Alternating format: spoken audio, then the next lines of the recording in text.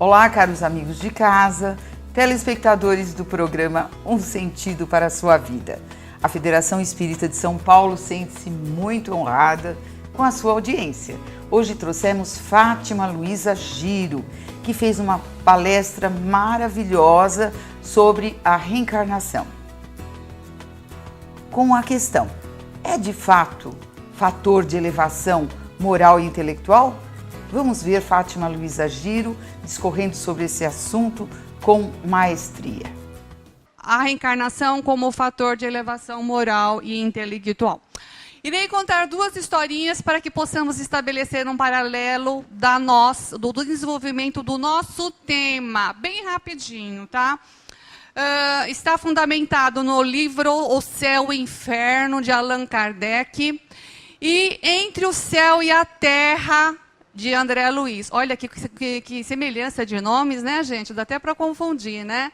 Então, conta-nos no livro Céu e Inferno a história de uma criatura chamada Letil, que fora juiz inquisidor, né? Na época lá atrás, ele se chamava Letil.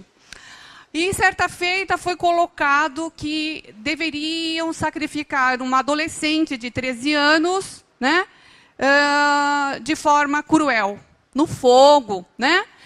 E aí, como os algozes não tiveram coragem de fazê-lo, quem fez? Foi o juiz. Ele próprio disse: não, eu cumprirei. Ele foi lá e tomou a providência e sacrificou a pobre da adolescente, né? E aí ele vem, reencarna, certa feita, ele não é mais juiz, mas ele é um industrial. E eis que ele acaba sofrendo um acidente em óleo fervente, né? Ele trabalhava lá na indústria e ele é cometido por uma queimadura 99%, né? E aí o que ocorre? Fatal, não teve como recuperar, né? E aí o que acontece? Só que ele era uma criatura boa. Desta feita, ele tinha conhecimentos aparentes do espiritismo, né, dos estudos cristãos, e ele fora resignado. Ele sofreu tudo isso, mas foi resignado. Mais ou menos assim: alguma coisa eu fiz, devo aceitar resignadamente, não ficou revoltado, até ao desencarne, a passagem para o lado de lá, né? Quando ele chegou lá, ele verificou a verdade. Ou seja, ele simplesmente se submetera à lei de ação-reação, porque ele mesmo pedira para passar por esse processo. Nós sabemos, né, gente, que enquanto nós estamos aqui, nós ficamos inebriados com os atrativos que a Terra nos oferece. Nós entendemos que a situação material é aquela situação mais adequada. Ficamos disputando posições sociais, quem se veste melhor, quem tem a melhor carro, quem tem a melhor casa. Não é verdade, gente? A nossa sociedade ainda prima pelos valores materialistas. Sim ou não? Nós sabemos que sim, né? Infelizmente, nós paparicamos aqueles que estão elevados no cargo social, função elevada. O outro, para quê? Você não vai me retornar nada, você não vai me oferecer nada. Gente, infelizmente a nossa sociedade ainda é assim. Sim ou não? Sim. Então, é isso. Então, o que ele fez? Ele pediu para passar, foi resignado. Ocorre, porém, todavia, que alguma coisa não estava bem com ele. Ele passara por todo o sofrimento, mas a consciência dizia a ele que ainda ele não fora perdoado. Ele ainda se sentia intranquilo. Algo ele deveria ainda fazer para se reabilitar com as leis divinas. Não é isso? Nos diz a doutrina dos espíritos, de forma muito fantástica, que a lei de Deus está escrita na nossa consciência. Livro dos Espíritos, questão 621. Sim? Sim. Então está na consciência. Deixemos essa história de lado. No transcorrer da lição nós vamos entender, ok? Por que consciência? Porque nós somos espíritos imortais. Somos espíritos imortais. No livro dos Espíritos, na questão 23, os Espíritos perguntam a Allan Kardec: o que é o espírito? os espíritos respondem, né, para Allan Kardec? Princípio inteligente do universo, em letra minúsculo. Por que princípio? Porque ainda está iniciando a sua caminhada, né, para que ele se torne mais perfectível possível, não é? Na 76, o Kardec pergunta de novo aos espíritos: que são os espíritos? Os espíritos respondem: os seres inteligentes do universo, só que daí com letra maiúscula. E aí, quais são os atributos desse espírito, seres do inteligente do universo? Imortalidade, inteligência, consciência, livre-arbítrio e vontade. São os atributos do espírito imortal. Tudo bem? Então, ele não havia desenvolvido nele o quê? O atributo da consciência. Vamos deixar aí que nós voltaremos a essa situação. E aí o livro Entre o Céu e a Terra, do André Luiz, conta-nos uma história do Júlio. Esse livro é bastante difícil de entender. Ele é muito complexo. Eu particularmente, li umas 6, 7 vezes para tentar entender como desenvolver o livro. É verdade. Você já leu? Hã? Uma vez só, entendeu? Não. Então o Júlio, o que o Júlio faz? Lá em cima, né, na espiritualidade, ele resolve abraçar determinadas funções, achando que ele iria se desincumbir, né? Quando nós verificamos a maravilha que o mundo espiritual nos espera, lá longe, o que nós falamos? Eu vou fazer isso, eu vou fazer aquilo, eu vou fazer tudo. Aí o que nós fazemos? Abraçamos todas as atividades que vai nos dar o quê? Aquele brilho, aquela felicidade que nós estamos ali vendo em espírito tão somente, sem o nosso corpo físico, não é isso? E o Júlio fez isso, ele abraçou muito trabalho. Só que quando chegou aqui, que ele verificou o que era, que ele deveria se desincumbir, ele viu que era difícil. A primeira tentativa, o que ele fez? Tentou tomar veneno, para morrer com veneno. Só que não foi muito feliz na empreitada, né? Ficou com um problema na garganta, nem morreu e nem ficou saudável. E aí acabou o quê? Se afogando no Rio Paraguai. Ele reencarna depois, né? E aí ele perde a sua mamãezinha chamada Zumira. E ele encontra o quê? Uma madrasta. A madrasta não gosta dele. E aí, por conta do destino, lei de ação-reação, ele se afoga no mar com 12 anos. Porque já era tendência suicida. Sim, gente? E aí o que ocorre? E a mãe lá aflita no plano espiritual. Quando ele reencarna de novo, ele reencarna como filho da madrasta. Tá? Filho da madrasta. Só que ele teve o quê? Um comprometimento físico. Ele criou problemas aqui na laringe, né, no seu centro de força laríngeo, porque ele tinha tomado veneno. Aí ele reencarna como filho da madrasta com o mesmo pai, só que ele tem o quê? Problemas aqui. Ele reencarna tão somente com o objetivo de quê? De reestruturar o seu centro de força. Em um aninho, ele já volta para o plano espiritual, né? Tudo isso, gente, com uma somatória de situações de ação-reação de toda a família que estava em volta. Não irei me detalhar, que é uma lição de casa. Nós vamos ler o livro Entre o Céu e a Terra, ok? Só para ficar bem claro que a situação gira em torno da moral, né?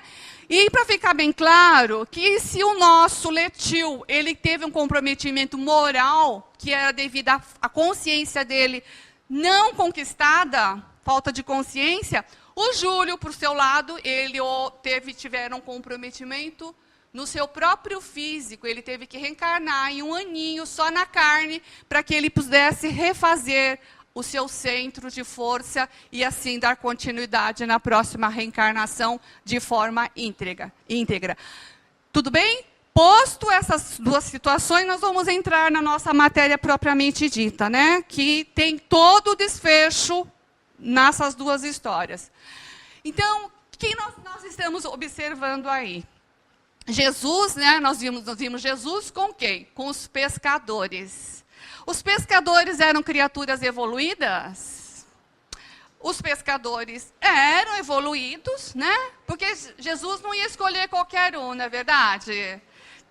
Todos nós estamos o quê? Em evolução. Mas Jesus escolheu aquela equipe certa de que ele precisava, né? Para nos deixar exemplo, não foi isso? Então tá. O que nós verificamos? O que Jesus deixou claro para nós quando aqui ele esteve, né? Não se turbe o vosso coração, crede em Deus, crede também em mim. Está lá no Evangelho, há várias moradas na casa do meu Pai. Dando-nos certeza absoluta que essa vida não é única. Senão ele não ia falar para nós que na casa do meu Pai há várias moradas.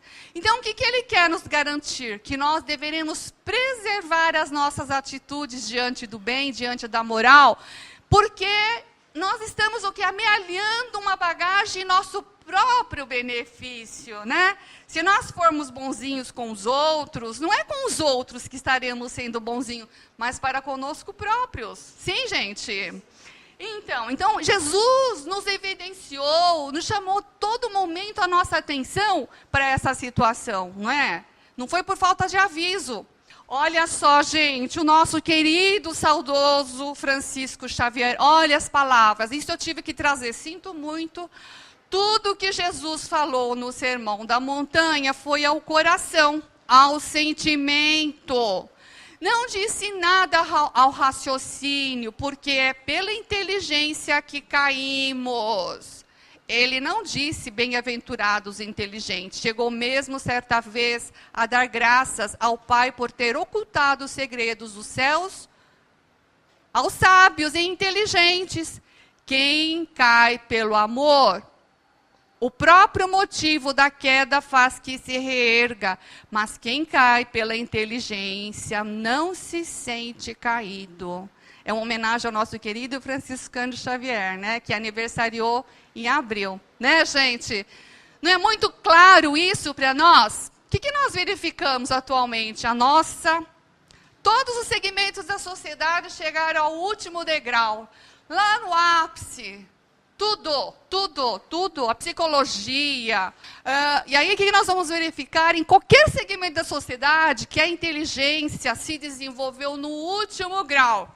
Alguém tem alguma coisa para reclamar aqui do aspecto inteligente? Ninguém, não é verdade?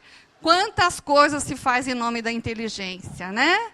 Quantas coisas, quantos crimes, né? A pessoa utiliza artimanhas, utiliza artifícios macabros, né? Tudo em nome da inteligência. Viu como eu fui inteligência? Dei uma rasteira nele. Você viu como eu fui inteligente? Passei ele para trás. Não é assim que nós utilizamos, né? Tudo isso por quê? Por falta da moral, né? Moral por desenvolver, não é isso? E aí, o que é mais interessante nós observarmos?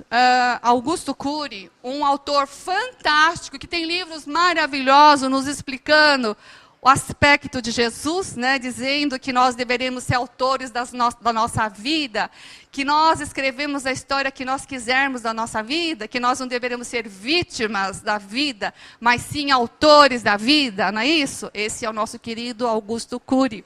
Olha o que ele nos diz.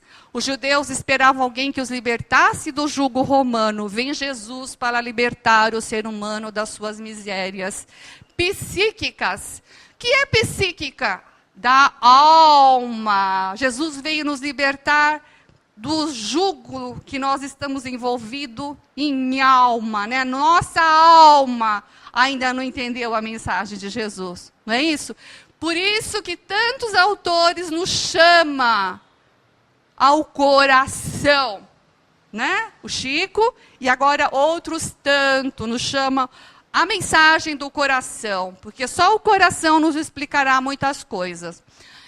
Jung, né? Carl Jung, ele foi o seguidor de Freud, né? Que entendeu o espiritismo, se indispôs com o Freud, né? Porque ele teve uma visão de espírito, de psicologia, de entendimento muito mais avançado. E aí ele teve que deixar o Freud retroceder em algumas coisas, né? Vocês sabem por que eles brigaram?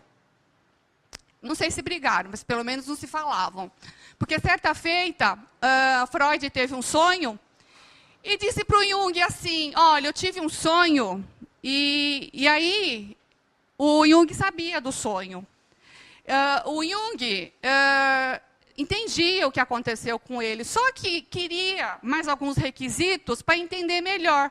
E ele pergunta para o Freud, Freud, você poderia me dar uma explicação, o porquê que você teve esse sonho? Ele disse assim, se eu te explicar mais alguma coisa, eu vou perder minha autoridade moral.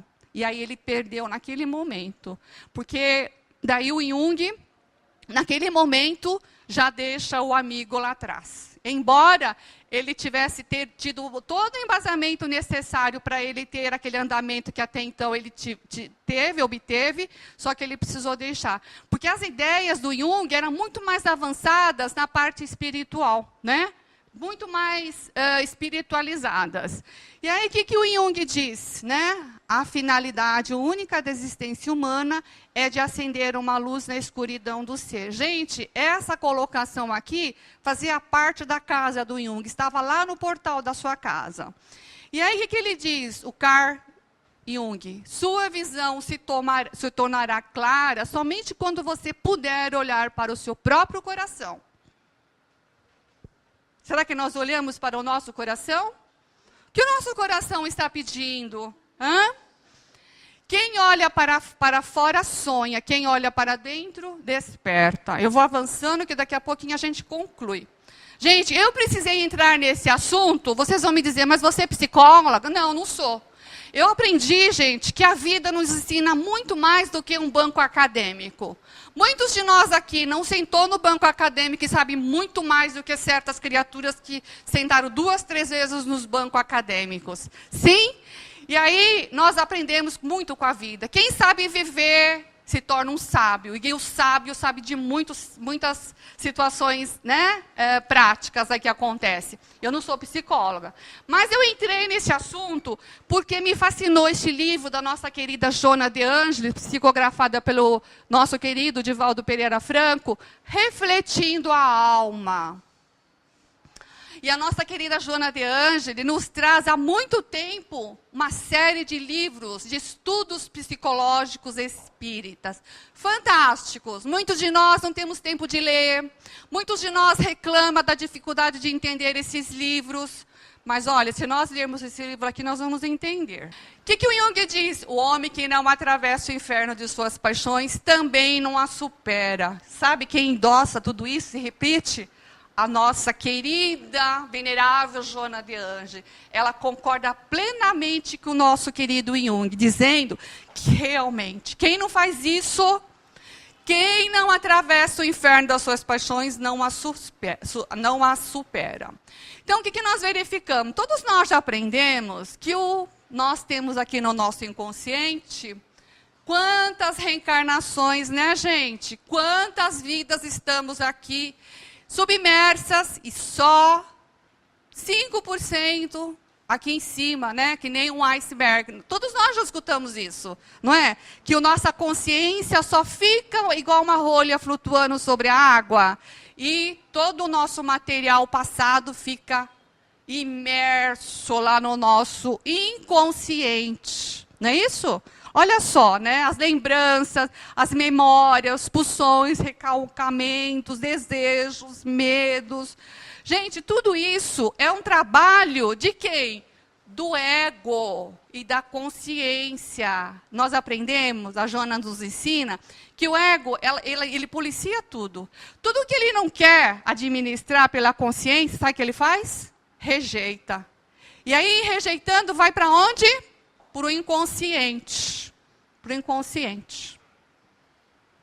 Mas se nós aprendemos que a nossa consciência é desenvolvida de dentro para fora, porque o nosso espírito, em espírito, tenho como atributo a consciência, o que eu tenho que entender? Tal qual a nossa renovação interior, que se desenvolve de dentro para fora e não de fora para dentro. Já ouvimos isso? Já vimos aquela figura de Jesus que tem uma porta que não tem fechadura? Já viram? Tem um quadro que Jesus não tem maçaneta lá no quadro da casa do Jesus. porque ele está batendo na porta. A porta não vai entrar, vai abrir de fora para dentro, mas de dentro para fora. A consciência também é assim, sabia? Ela abre de dentro para fora, ela se desperta de dentro para fora e não de fora para dentro. Na medida em que o ego vai ouvindo, vai passando pela experiência, ele vai separando o material, né? E aí o que nós podemos fazer? Nós poderemos fazer isso aqui, ó. Vou mostrar para os senhores. Que nós, em espírito, temos um perispírito, que é o intermediário entre o corpo e o espírito, de natureza semimaterial. Daí que faz essa ligação, corpo, espírito, espírito, corpo. Tudo isso nos possibilita através do nosso perispírito, de natureza semimaterial. Tá bem? Ok. Também o nosso inconsciente, gente, é formado de camadas, por camadas, igual uma cebola. Se não utilizarmos essa forma de explicação, nós não iremos entender. Então, se nós observarmos, eu vou aqui demonstrar aos senhores num todo, tá? Então, o que eu preciso ver? Ok, obrigada. Então, ó, nós temos uma pessoinha aqui, uma figura, que é o meu corpo físico. Eu sou a pessoa física, eu estou no corpo físico, tudo bem? Corpo físico. Eu saio do corpo físico, eu vou encontrar quem? O perispírito. Tudo bem? Encontrei o perispírito, tudo bem? Entre o corpo e o perispírito, eu vou encontrar o quê? O duplo etéreo. O que é o duplo etéreo? É a aura material, né? É aquilo, o ectoplasma, onde nós encontramos aquele material, onde se utiliza, onde se procede as curas, as materializações. Tudo bem? É o nosso ectoplasma, que quando desencarnamos, ele fica lá, se perde na natureza em torno de 30 a 40 dias, ok? Depois do nosso corpo material, nós vamos encontrar o nosso corpo mental. Tudo em camada. O que é o corpo mental? É a camada mais sutil do espírito, onde fica o acervo espiritual de cada um dos imortais. Porque nós sabemos que o perispírito, na medida em que nós trocamos de reencarnação, mudamos de planeta, nós retiramos o nosso perispírito do planeta onde estamos. Se assim é, nós perderíamos o quê? A bagagem que nós carregamos, e nós sabemos que nós não perdemos nada. Nós simplesmente deixamos o nosso passado, esquecemos o nosso passado, mas fica tudo onde? No nosso inconsciente. E aqui, então, nós temos o nosso corpo mental, a camada mais sutil do espírito, onde retemos todo o nosso acervo como espíritos imortais que somos. Aqui fica o quê? Fica o nosso inconsciente. Vamos supor que aqui é o espírito. Nossa, mas o espírito deste tamanho, alguém perguntou para mim por aí. Não, gente, o espírito é o quê? Centelha divina, que nós vamos desenvolver. E esse espírito, onde reside o nosso inconsciente. E o nosso inconsciente tem camadas. Inconsciente profundo, onde está a centelha divina, o eu divino, o homem Deus, é o primeiro. Depois nós temos o inconsciente passado, onde guardamos todas as nossas aptidões, onde nós guardamos todas as aptidões, tudo que nós aprendemos. Depois nós temos o nosso inconsciente atual, onde nós o quê? Manifestamos as nossas neuroses, as nossas psicoses. O nosso porão, conforme fala André Luiz no livro Mundo Maior. E aí nós culpamos, sabe quem? O obsessor. Obrigada, Toledo. Tudo bem, gente? Então nós aprendemos que nós temos várias camadas. Porque nós, como espíritos, somos alma. E a alma, ela é o quê? Ela é um material, nós entendemos, aprendemos que ainda não temos palavras, não temos entendimento ainda. O nosso vocabulário não é possível nos dar informação de que é o espírito. Porque sabemos que é o quê? Um ser imaterial, um ser incorpóreo. Então, esse inconsciente é o quê? Camadas energéticas que se misturam. Energias. E aí nós vamos encontrar tudo aquilo que o ego desprezou, rejeitou, são as chamadas sombras. Difícil de resolver. Nós jogamos lá para o fundo. Não tem coisa em casa que a gente não gosta, a gente vai guardando lá no fundão, lá do baú? Não quero ver porque está me atrapalhando e vamos jogando lá no fundão? Né? Então, é isso. Então, o nosso inconsciente, ele tem camadas. Diante disso, vamos avançando. O que a Joana de Ângelo nos fala no livro O Ser Consciente? Ela nos explica que não enfrentar o inconsciente com profundidade é abrir espaço para novos problemas. A lei divina é íncita em cada um. E olha aí o nosso querido amigo do Jung, voltou, né? Freud atendeu pessoas que buscavam a moralidade e que adoeciam. O ego utiliza duas formas para se defender. Ele disse que não é porque buscava a moralidade que adoecia, mas a forma que buscava a moralidade é que fazia com que essas pessoas adoeciam. Não é isso?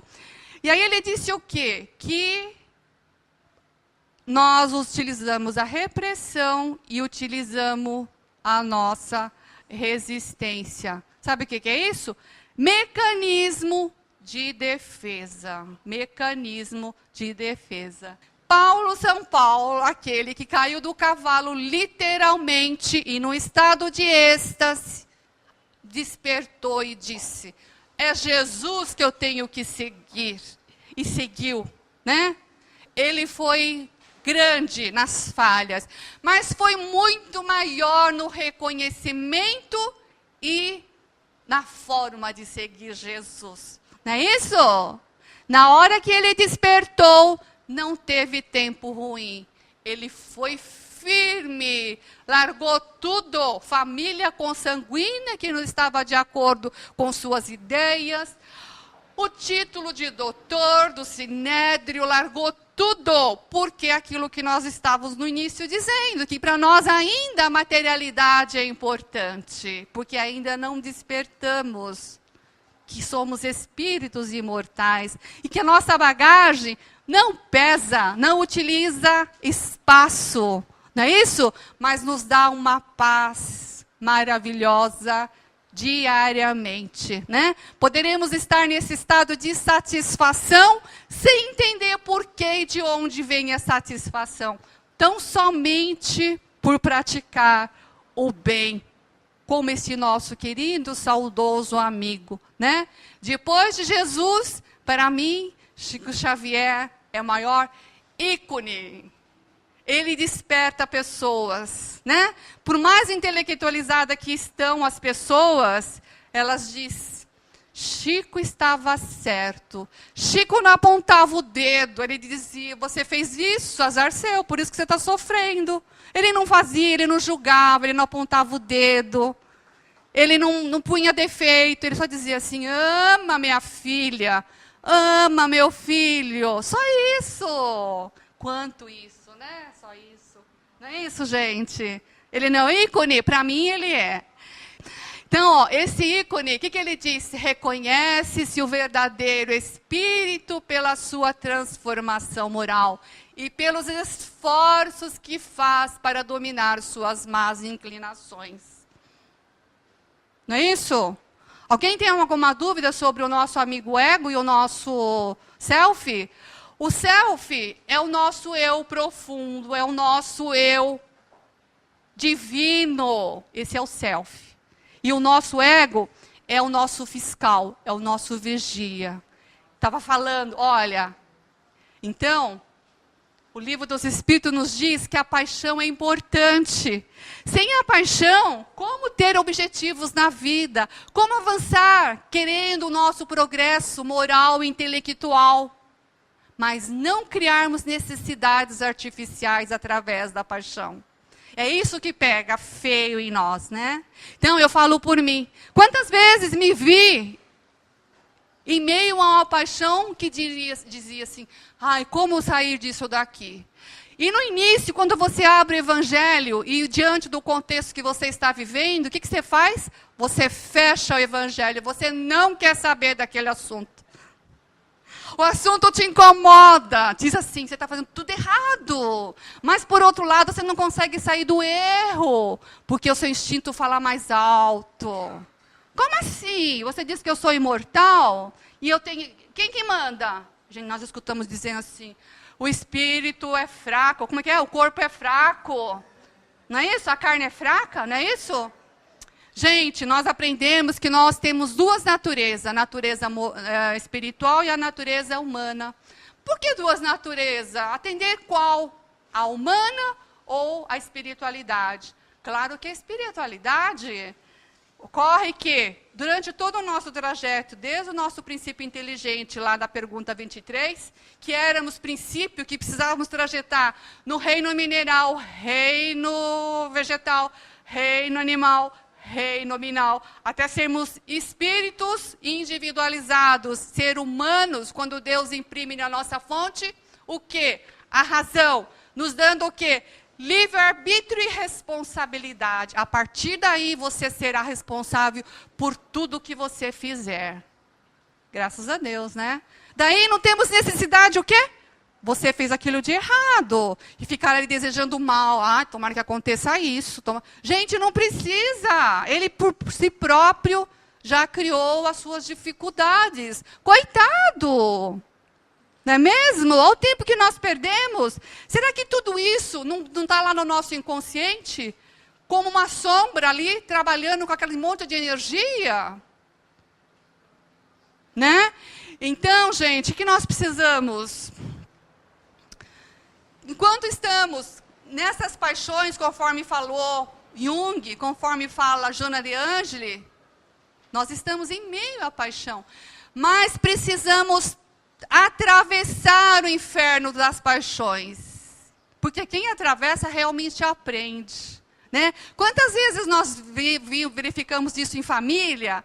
2 filhos, um faz tudo certinho. A mãe fala, o pai fala, ai, que exemplo de filho, fez tudo certo. Esse não me dá trabalho, ele é maravilhoso. O outro não quer nem saber, vai embora, pega um caminho lá tortuoso e não está nem aí. Todo mundo acho que vivenciou isso aqui. Mas aquele que pegou o caminho tortuoso, subiu, desceu, esse sabe o que é certo e errado hoje. É o filho pródigo. Né? Ele volta com toda a experiência, com todo o embasamento, e ele sabe o que é correto e ele começa a fazer as coisas certas. Ao passo que aquele que ficou, igual o filho pródigo, aquele filho que ficou, ele era orgulhoso, ficou com ciúmes, com inveja, com despeito daquele que foi e voltou reabilitado. Olha só, perceberam ao ego do outro lá, gente? O ego do outro estava se mortificando. Olha o inconsciente desse como estava já grande, enorme, a massa para ele trabalhar. Ali a sombra. Não é isso? Então, assim somos nós. O que foi? Acomodado. Na região de conforto. Não é? Gente, assim somos nós. Quantas paixões carregamos que nos perturbam, que nos tiram do nosso conforto.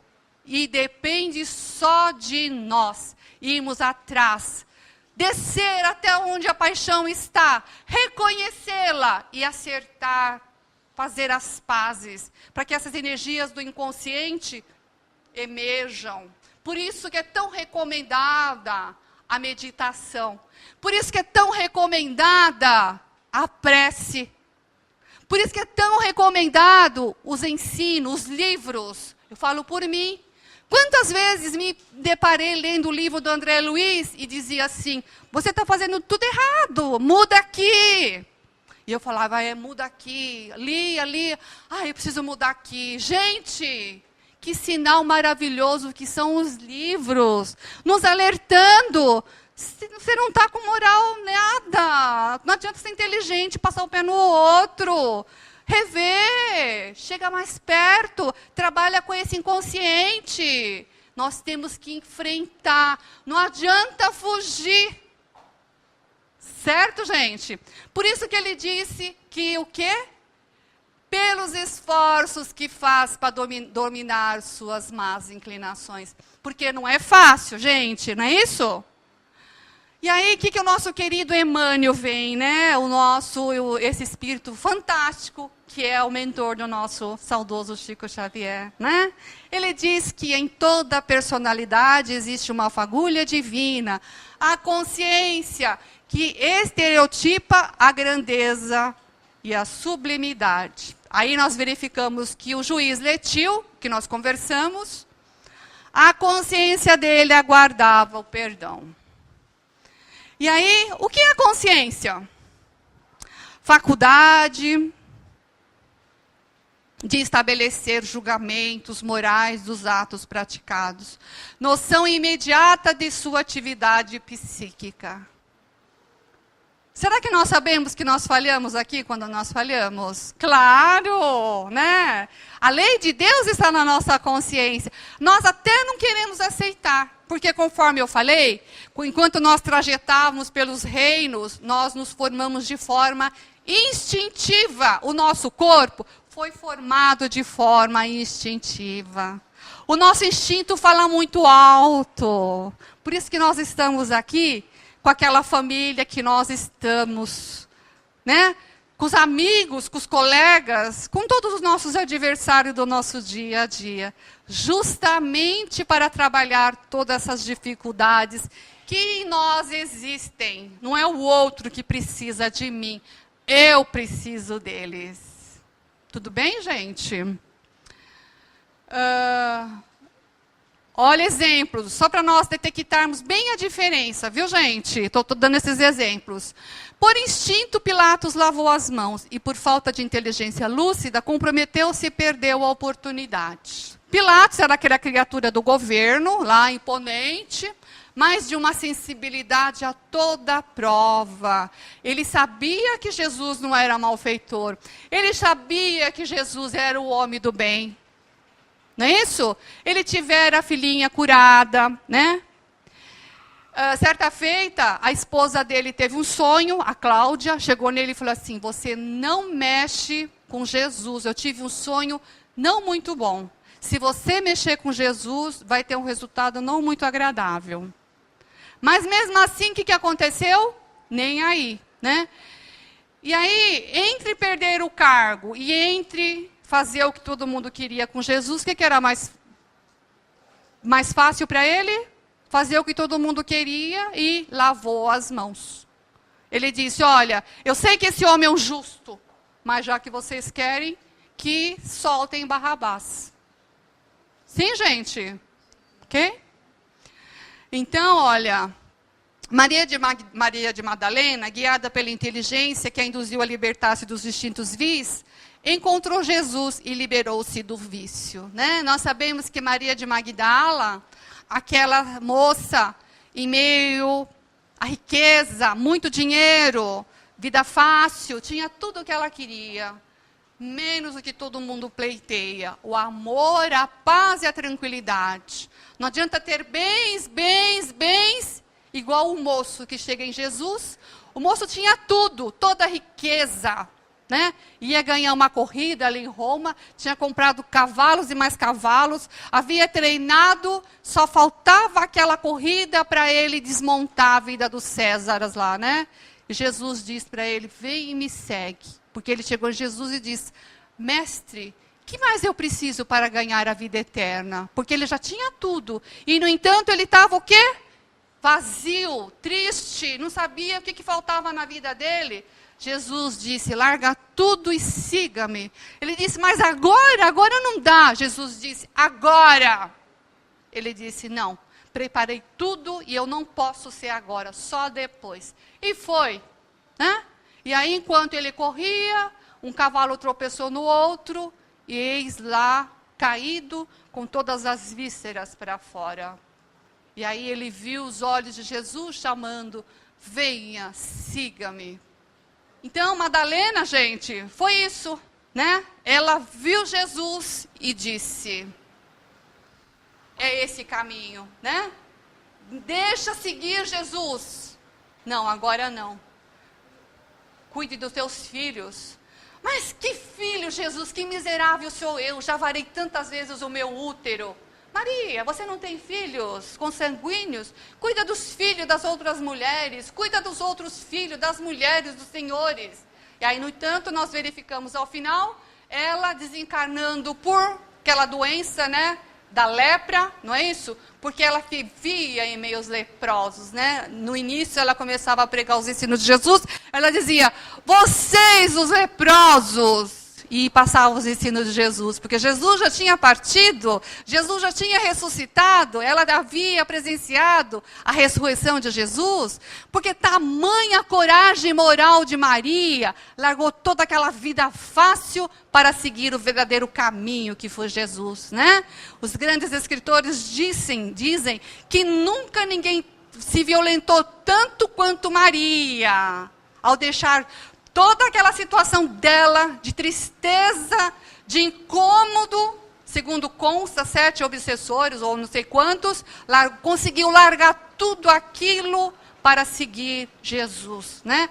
Ou seja, moralmente restabelecida. E aí nós verificamos Agostinho, pela inteligência, sente a grandeza de Jesus, supera os tormentos íntimos. A fé e a razão andam juntas, mas a fé vai mais longe, diz Santo Agostinho. E aqui ele diz assim, não há lugar para a sabedoria onde não há paciência. Gente, paciência e fé deverão andar de mãos dadas se nós quisermos entrar todo aquele mar de sombras que estão lá guardadinhas, aquilo que nós falamos, nós dizemos assim, nossa, mas o meu obsessor não dá sossego, né? Puxa vida, eu fui naquele bar lá, saí com não sei quantos obsessores, né? Ah, eu preciso fazer um P5, eu preciso fazer um trabalho de desobsessão. Gente, e não sabemos que são as nossas sombras nos convidando a uma reformulação, o nosso passado. Não é isso? Então, o que nós precisamos? Justamente de ter essa fé, essa coragem de enfrentar as nossas dificuldades. É aquilo que eu falei. Eu lia um evangelho e falava assim, nossa, não estou pronta ainda. Pumba, fechava e deixava lá. Falando sério. E aí, depois você vai vivendo. Sabe o que eu costumo dizer, gente? Enquanto não chegar o momento certo, nós ainda não estamos prontos. O nosso momento é a experiência que nós temos no dia a dia que vai nos dar o momento certo. A gente nunca deve condenar ninguém, culpar ninguém por nada, não é isso? Avançando, não acabou, hein? Então, a moderna psicologia, o que ela faz? Ela inventa um termo, resiliência. O que é resiliência? É a capacidade de enfrentar todas as dificuldades, todos os problemas e se manter intacto, sereno, olhando o problema e dizer, eu tenho fé. Se aconteceu isso, algo eu fiz ou pedi. Aqui estou. Pai, me fortaleça. Resiliência é mais ou menos, esse é uma palavra da física que a psicologia utilizou. Para entendermos de forma bem fácil, é quebrarmos um osso, fraturarmos um osso, e esse osso se restabelecer e voltar tal qual era, íntegro. Resiliência é isso. Será que nós estamos prontos para ser resilientes? Recebermos o impacto do problema, da dificuldade e nos mantermos firmes. Analisar o problema e buscar a solução. Diferente da maioria. Recebe o problema e afunda junto no problema. E aí, escutamos aquela frase. Nossa, mas ele estava tão bem, ela estava tão bem. Como ela pode estar com depressão? Gente, ninguém entra em depressão de um minuto para o outro. Quanto nós somatizamos na nossa alma, quanto nós somatizamos no nosso dia a dia, para chegarmos a entrar nesse estágio da depressão. E outras neuroses. E outros problemas psíquicos. Psíquicos da alma. Todos esses problemas difíceis é da alma. Será que o nosso orgulho fala muito alto? fala muito alto, tal qual Pilatos. Pilatos aconteceu isso por o quê? Por orgulho, não é isso? Então, gente, olha aqui, olha, quantos problemas nós estamos sujeitos a encontrar. E se nós tivermos a prece diária, o nosso pensamento voltado para o bem, querendo ser esse homem de bem que o Evangelho nos explica, capítulo 17, Jesus nos dá a receita de como sermos homem de bem. O que precisa? Cumprir a lei de justiça, amor e caridade. Essa é a receita do homem de bem. Evangelho, meu amor, capítulo 17. O homem de bem. Quem é o homem de bem? Aquele que se esforça para praticar o bem. Aquele que se esforça para se livrar das suas imperfeições. Todos nós temos dificuldades. Mas se eu não me esforçar, que nem o exemplo que é o nosso querido Francisco Xavier, nós vamos voltar daqui a pouco.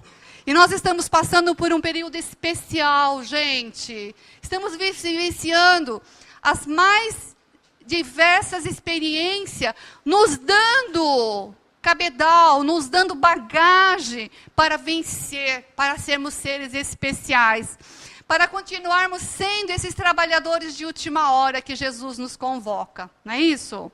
Então, olha lá, na questão 604, finzinho da questão, o que ele fala? No homem a inteligência produz a vida moral.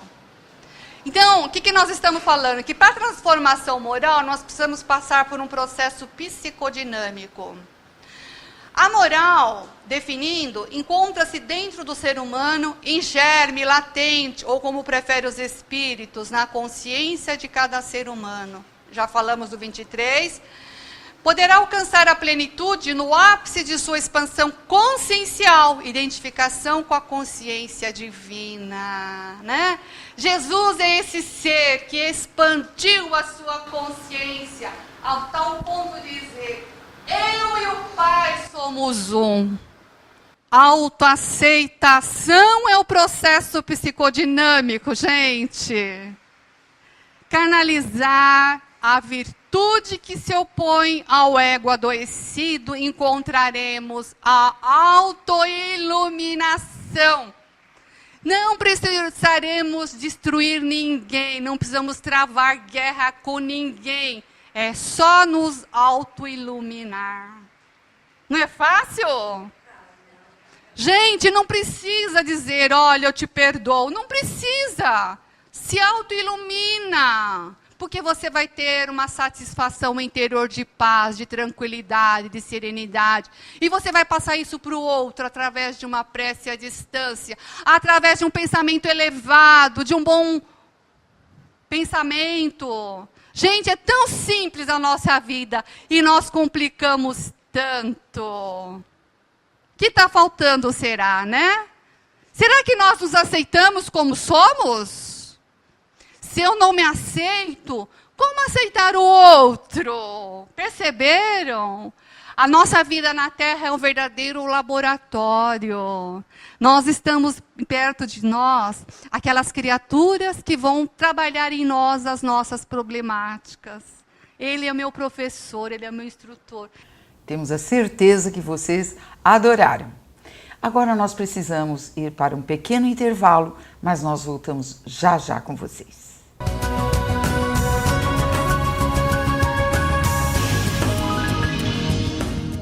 Nascer de Novo, um livro lançado no Congresso FEESP 2014, um livro de Humberto Fabbri. Recebemos o que damos, colhemos o que plantamos. Aprendemos com Jesus que Deus é nosso Pai, justo, bom e misericordioso, que não pune ou castiga, mas permite que arquemos com as nossas responsabilidades para nosso próprio crescimento. Este livro encontra-se à venda em nossa livraria, na Rua Maria Paula, número 140, ou então pelo telefone 11 31 15 5544, ramal 204.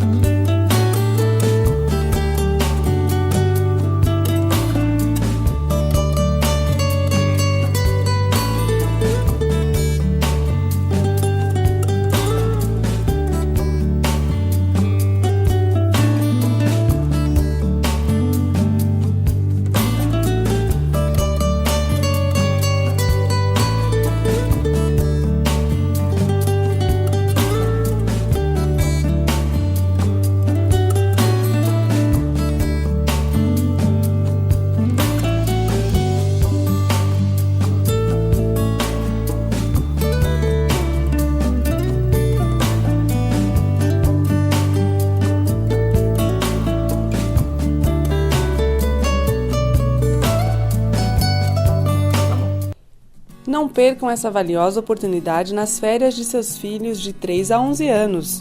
Os livros Evangelho segundo o Espiritismo para Infância e Juventude e os 4 livros da série Brincando e Aprendendo o Espiritismo estão com 50% de desconto.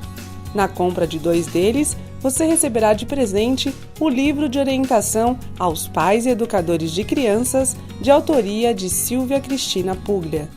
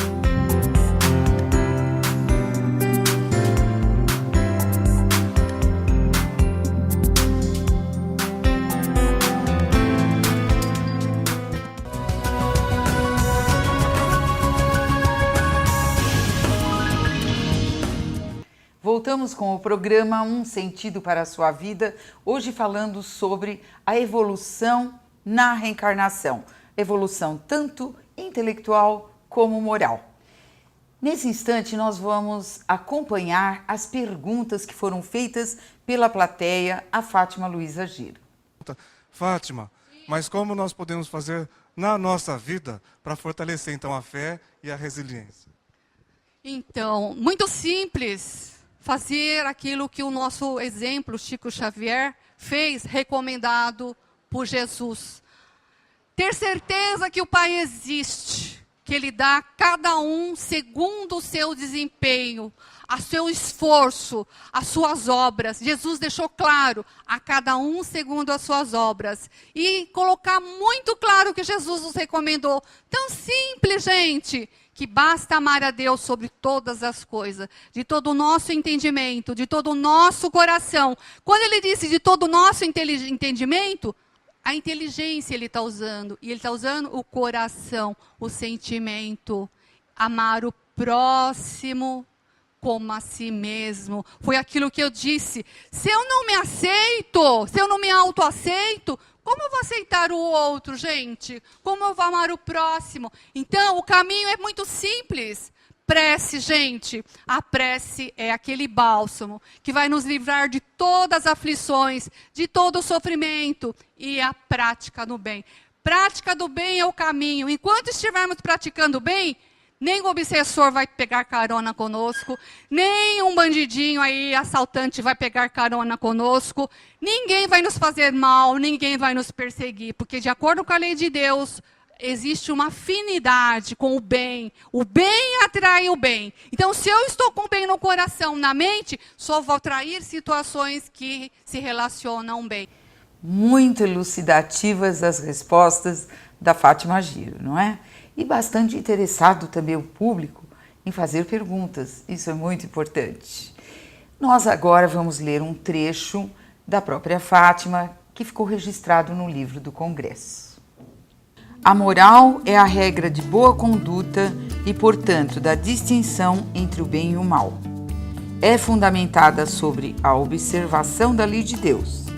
O homem conduz-se bem quando faz tudo visando o bem e para o bem de todos, porque então observa a lei de Deus. A distinção entre o bem e o mal se assenta em afirmar que o bem é tudo o que está conforme a lei de Deus, e o mal, tudo que dela se afasta. Na lei de Deus está encerrada a máxima do amor ao próximo, ensinada por Jesus. Encerramos assim o programa Um Sentido para a Sua Vida. Não se esqueçam, na próxima sexta-feira, às 12 horas, aqui na TV Aberta, e às 20 horas, no portal da Fiesp. Até lá!